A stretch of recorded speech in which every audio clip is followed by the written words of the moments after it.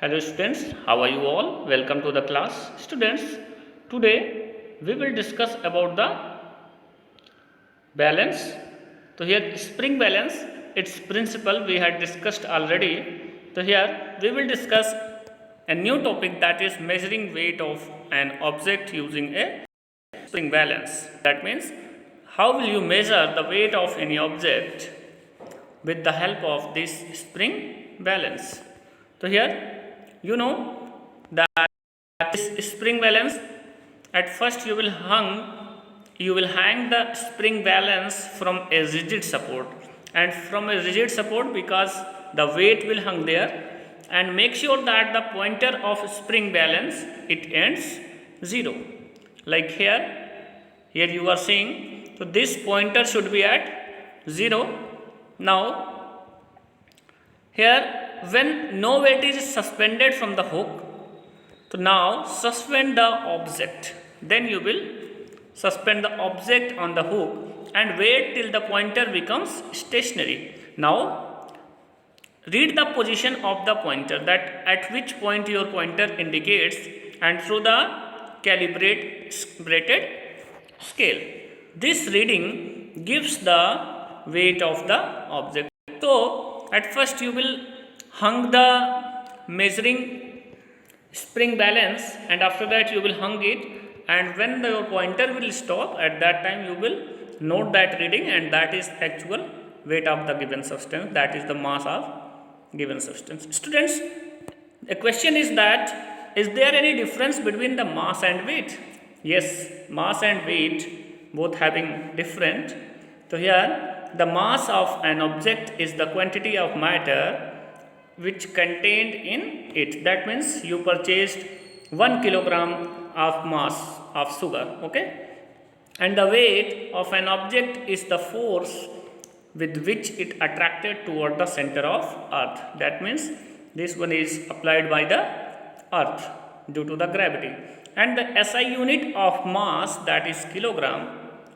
You take 1 kilogram of potato, 2 kilogram of sugar, that is its mass, and the here SI unit of weight, that is Newton. Now next one is the mass of an object, it remains constant. At any place the mass, that means the value of any substance, that how much kilogram is it remains constant. But the weight of an object, it is not constant, it changes with the change into acceleration due to gravity. Okay, that means the weight is differ at different places, like on pole and at equator. So the mass of an object, next difference between mass and weight is that the mass of any object can never be 0. That means the mass of any object never be 0, but the weight of an object, it can be 0.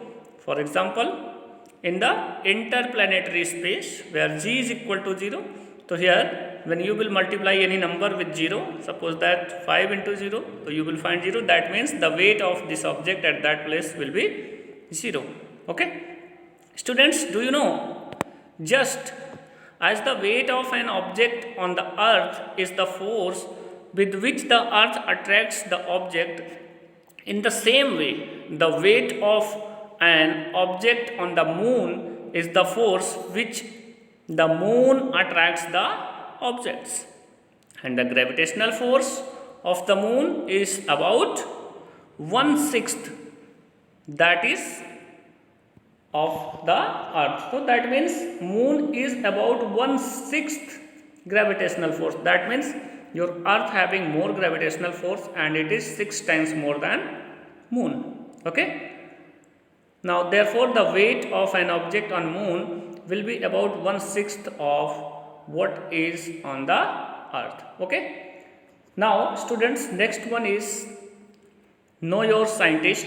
So here Johannes Kepler, was a German astronomer and mathematician and astrologer. He is here key figure in the 17th century scientist revolution, best known for his law of planetary motion. It is very important, and Kepler discovered the planets move in elliptical orbits and at different speed at different time according to their distance from the sun. Okay, next one is keywords. You will study these points and the question answer and book work of this chapter you will find with the given notes. So your chapter is finished. Thank you everyone.